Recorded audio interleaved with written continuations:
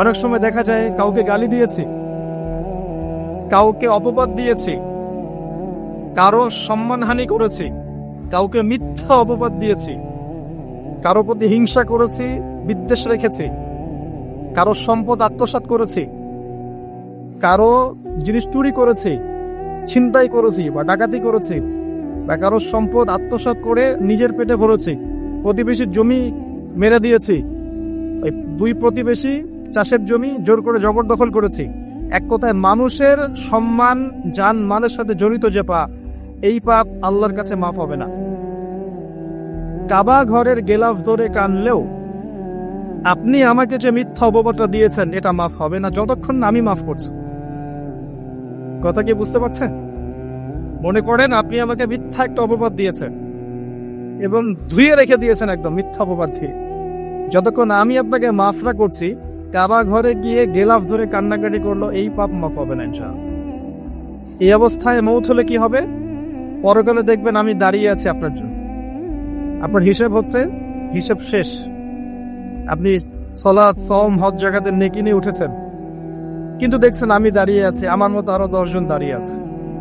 ওই 10 জনকে আপনি গালি দিয়েছিলেন, অপবাদ দিয়েছিলেন, তাদের গীবত করেছিলেন, তাদের সম্পদ ও সম্মানের হানি করেছিলেন।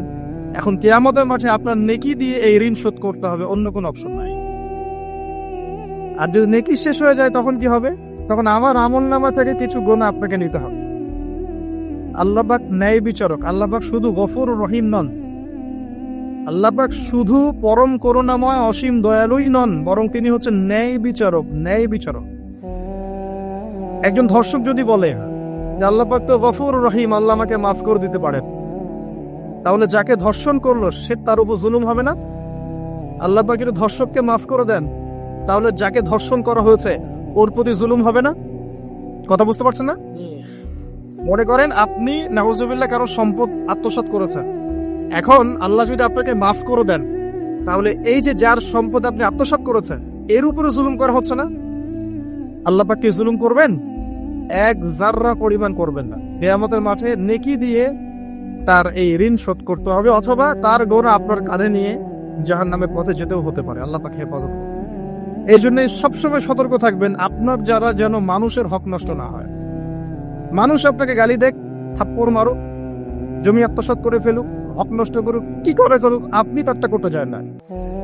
যারা করছে আপনি লাভবান। আপনি কেমন করে লাভবান? আপনি অসংখ্য নেকি পাচ্ছেন, আপনি জানছেনও না।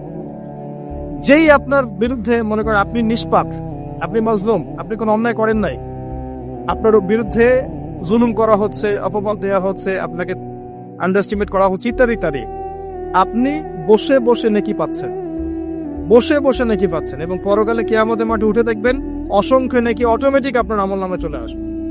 তখন তারা আফসোস করবে দুনিয়াতে এই কাজগুলো না করে ভালো কিছু করলে ভালো হচ্ছে। যাই হোক,